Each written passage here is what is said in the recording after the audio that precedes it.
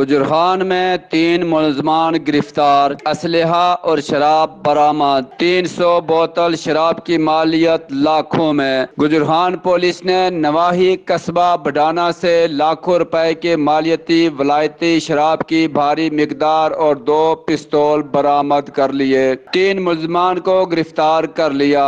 سماج دشمن عناصر کے خلاف جاری مہم کے دوران نئے تعینات ایس ایچ او تھانہ گجرخان چودھری الیاس گجر کی زیر نگرانی چھاپہ مار ٹیم نے بڈھانا سے ملک نثار، ماجد خان اور محمد رضوان کو گرفتار کر کے 300 بوتل ولایتی شراب کی بھاری مقدار 2 پستول برآمد کر لیے۔ شراب کی مالیت 4 لاکھ سے زائد بتائی جاتی ہے۔ سید تصور حسین شاہ، KE نیوز، گجرخان۔